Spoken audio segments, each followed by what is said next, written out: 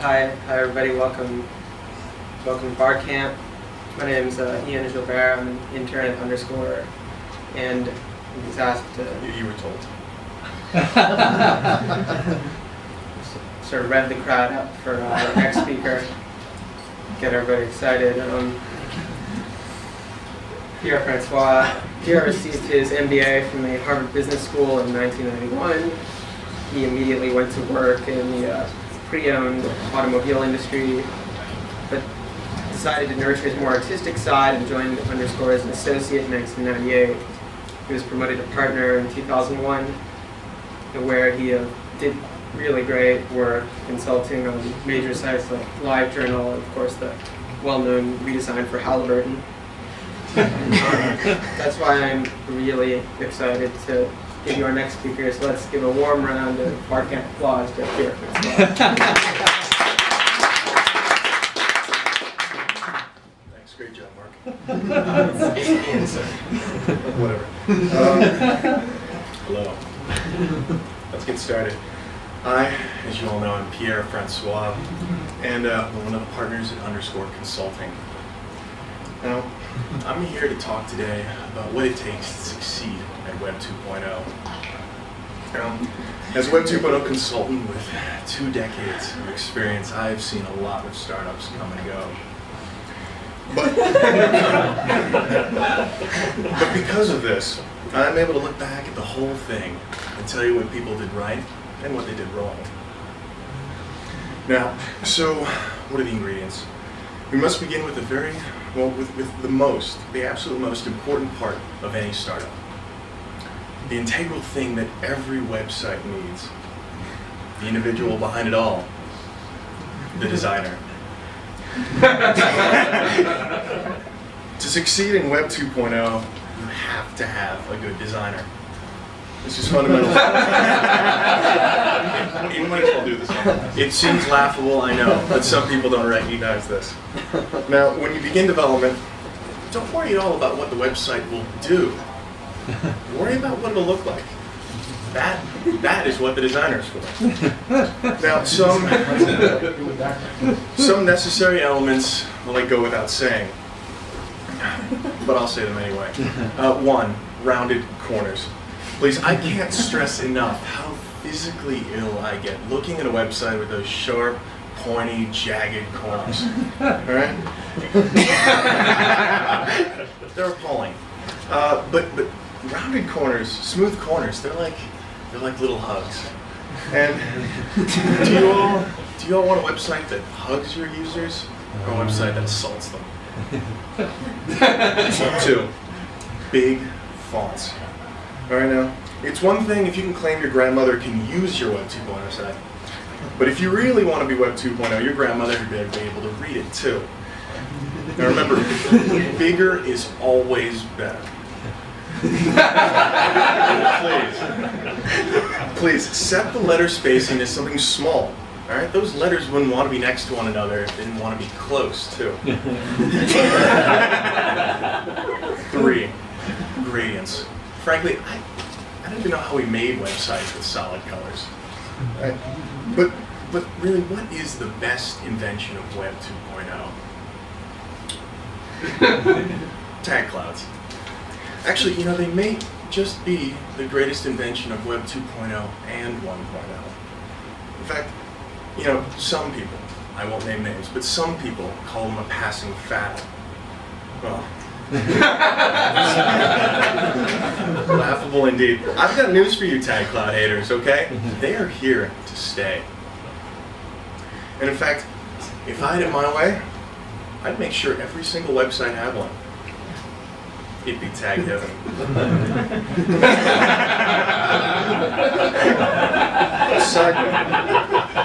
On a side note, I've done a good bit of consulting work over the last year and helped out some sites make the leap from 1.0 to 2.0. And they had everything right, just not the look. They were kind of stuck somewhere around 1.3. So it only took a few coats of paint, I sexed them up to 2.0.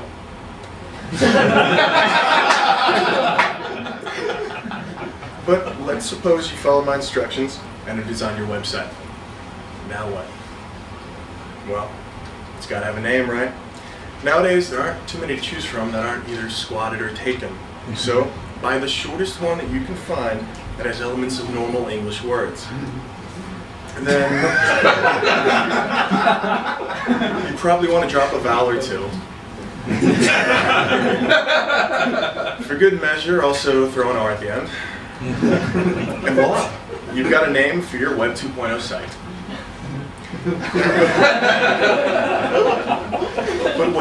But wait, you say, what if that name isn't available as a .com?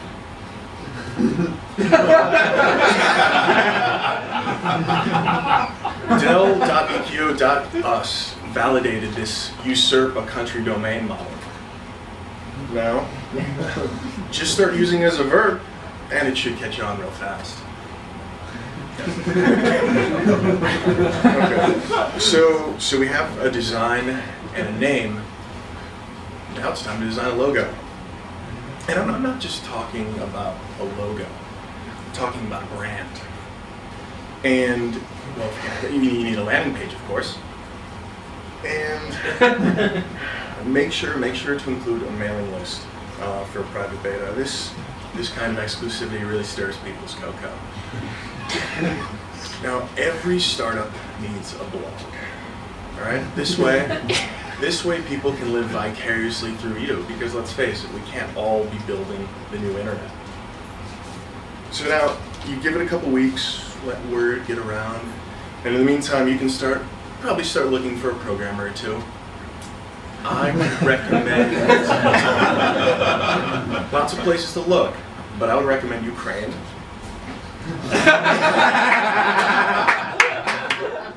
Now that you've got your team together, what will your site do? Now, one of the great innovations of Web 2.0 is that it provides a framework for coming up with new ideas. Now, whenever I need to start a Web 2.0 company, I just serve TechCrunch for a few minutes and piece together different ideas from sites that I see. And only then do I combine the best pieces from all to create that perfect site.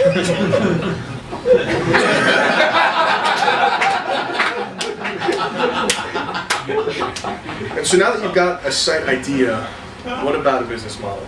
Now, some people say that Web 2.0 doesn't have a solid business model.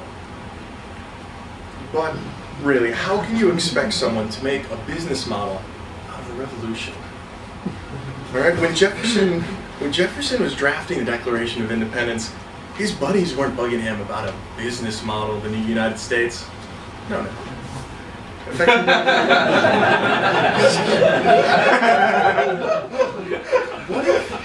what if all of a sudden Washington, all right, had started to get all uppity and demand that TJ explain how he was going to monetize democracy? You know what would happen? We'd be pledging allegiance to the King of England right now. That's what would have happened. And actually, speaking of the King of England, if you want your company to succeed, you have got to move to Silicon Valley. And a successful startup requires bucking the trends that everyone else is following. Which is why you have to move to a place where everyone thinks that way. So let's recap. You've got a design, you've got a logo, probably a programmer somewhere in there, an idea, no business model, and you're in Silicon Valley. Now what? Well, obviously it's time to launch. But now watch out. As soon as your site gets online, you'll be bombarded by know-it-alls and pinheads who think that they know better, and they know best what's good for your site. They're going to try to tell you how to make it better. All right? But you absolutely cannot show weakness. If Web 2.0 cannot show weakness. Laughter won't do it. If Web 2.0 has taught us anything, it's that there's only one person who needs to use your website.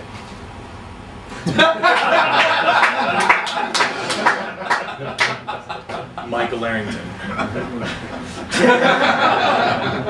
Now that you've gotten all the users you need, you've freed up your marketing budget for more important things, like t-shirts. Oh, and stickers. You're definitely going to want stickers. Yeah, now it's really just a matter of finding the right investor. So and remember, please, a VC isn't just a source of cash. He's also like a partner. And you want someone who understands the big picture. And how to leverage the new disruptive social paradigm into which your startup fits. And who is also on the bleeding edge of the tipping point of this nascent. Now, once you have a VC, they'll help you get bought. These days, with sites like the Facebook demanding multi-billion-dollar acquisition prices, it has given hope to many startup founders. And, at the same time, has given confidence back to VCs. Unlike VCs, acquirers often care about these technical details. So, for example, they may ask you what your site is written in. But have an answer ready, okay? Because you'll lose credibility with every second that you hesitate. Now, see, the Ukrainians will probably have suggestions for a programming language. But they're not being paid by the suggestion. Just stick with Ruby on Rails. Similarly, you're going to want, and it would be prudent to pepper your pitch with things like AJAX, XML, CSS, MySQL, or just some variety of acronyms. And remember, you don't just use them, you're powered by them. Keep your story straight and you'll be bought in no time.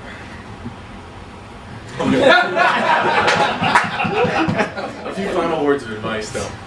First and foremost, get real, people. This is not Web 1.0 anymore. The web needed an upgrade, and we gave it one. One for the new millennium. Now and only now, the web is getting social. Communities of people are connecting and sharing like never before. And it is clear that web historians will look back on Web 2.0 as a new epoch. Knowledge organization, personal transformation, and design perfection. Our children will ask us how we ever used the internet before Web 2.0. And we will scold them for ever mentioning the time before 2.0. We are the pioneers of this revolution. And I've given you the ingredients you'll need to succeed in it. Now, you'll probably call me an idealist for saying this, but I really do believe that we are all striving for one common goal. Thank you.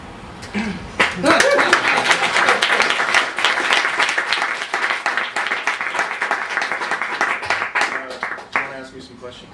I think we should probably take some questions from the audience. You sure? We had the prepared ones. Well, humans list, I guess. That's good.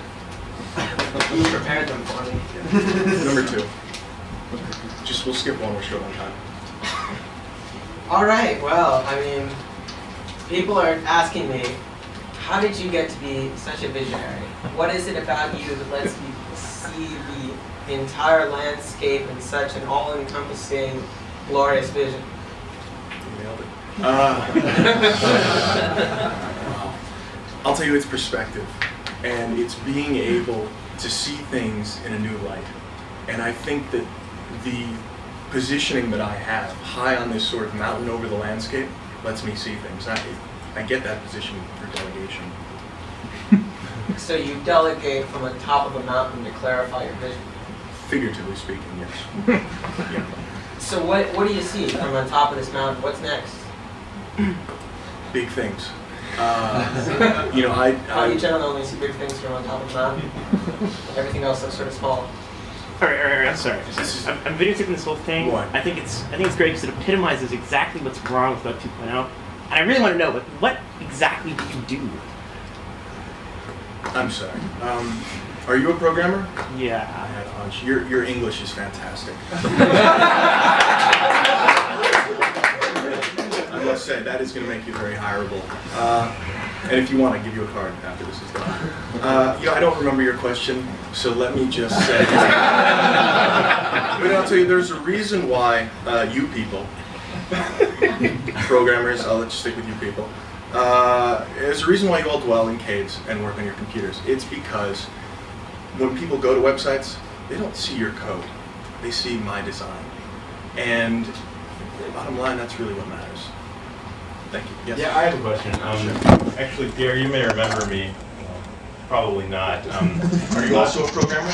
Well, yeah, I was a developer behind Pumpkinator.com, the B2B pumpkin and pumpkin derivatives marketplace that was funded in '99 by a consortium of major agriculture conglomerates. Yeah, we actually had the squash competitor to that. I'm pretty sure it was you who convinced my employer that Microsoft would just not be able to say no to entering the ag deriv market and would acquire us in the billions of dollars. Now, I understand you probably just said all that so that my bosses would pay your $500 an hour consultants, and I'm pretty sure you didn't believe a second of it. And you know, it's okay with me. I've come to terms with the fact that my options are worthless and you're driving a Ferrari. But my one question is, did you have to fuck my wife on the way out? Well, first, I would recommend that you get your facts straight. I was earning far more than $500 for that. Secondly, it was your daughter. And thirdly, I'm sure you can find work. You seem to be well off enough to be, you know, harassing me while I come here to give a presentation here at Markham. So I appreciate your help. look, you know, if there's anything that I can do for you, just try not to fuck the door handle on them.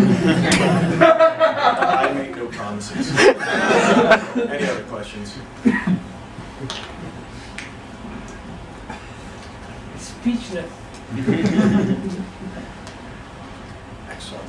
Take it as a very good sign, right? Jesus, it's Ian! Ian, alright? Do I need to get you a tattoo? Right. Alright, let's just go. I'm sick of this. Great. Turned out wonderful. Oh, pleasure.